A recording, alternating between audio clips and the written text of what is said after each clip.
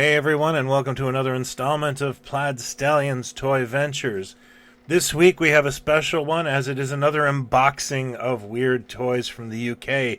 My friend has come through again and found some really unusual items, and I love these episodes because I really don't have to do any homework or research.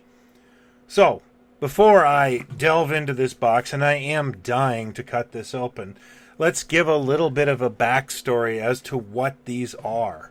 Things were a little different back then in Hong Kong toy manufacturing. There was a bit of a Wild West theme, and many of the toys were made in third-party factories. Even companies that owned factories there often did have to turn to third-party vendors. So what do you do when you're a third-party vendor and you have a stock of rejected heads or rejected outfits for toys, or even worse, overstock on outfits of toys that won't be produced because they've been canceled by the parent company? Sure, the parent company just wants you to throw it out, but there's an opportunity there, isn't there? You could take those clothes and throw them on cheaply made, blow-molded figures that are completely unrelated and sell them for a fast profit. That kind of thinking resulted in things like this, and heck, even stuff that wasn't released got released, like this.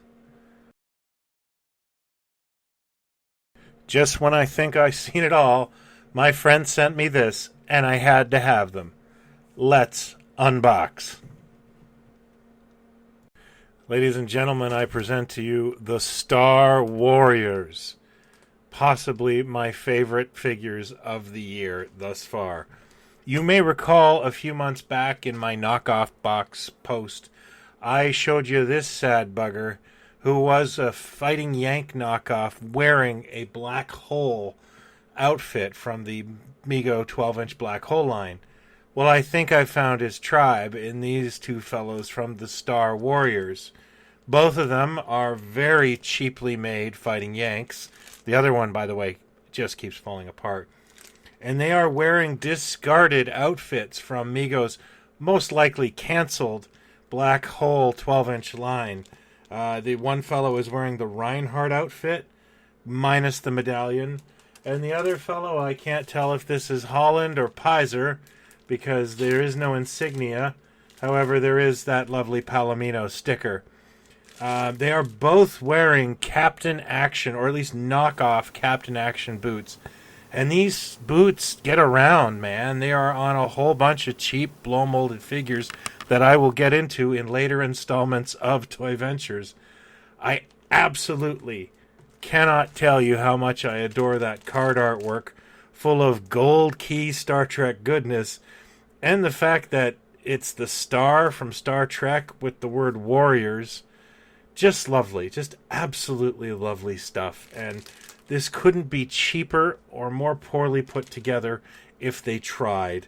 There is just such a joy to this kind of stuff. I don't know how to begin, and it might be schadenfreude, what have you. These are incredibly hard to photograph for this session, by the way. I simply cannot get enough of stuff like this. I think it's the whole idea that it's just so blatant, it's hilarious. And there's a humor to these that I just adore. And these guys are just top of the list this year. Not quite on the Mr. Rock scale of ridiculousness, but close enough. And I'm glad I found these guys. What do you think of knockoffs? Do you carry them in your collection, or is it just something you keep away from? What's your favorite knockoff? Let me know in the comments below. You can hit me up in our Facebook group, Pod Stallions, or just drop me a line on Twitter where I'm at Plaid Stallions. Thanks again for watching. I really appreciate it. If you're new to this, please hit like and subscribe. I do this every week. Until next week, have fun.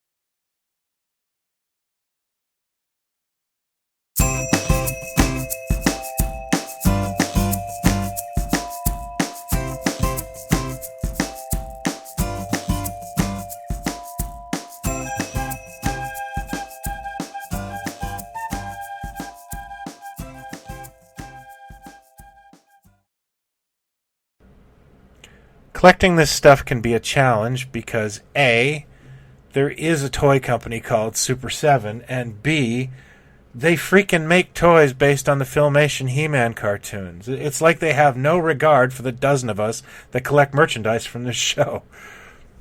This is one of those collections that honestly I think has cost me about $100 in the last 10 years, but it's brought me so much joy. I just love it. Do you have an obscure collection like this? Hit me up in the comments here or on the Plaid Stallions Facebook page. We also have a Facebook group called Pod Stallions where we could discuss this until the wee hours.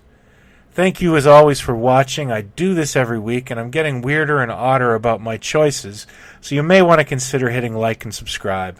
Until next week, take care.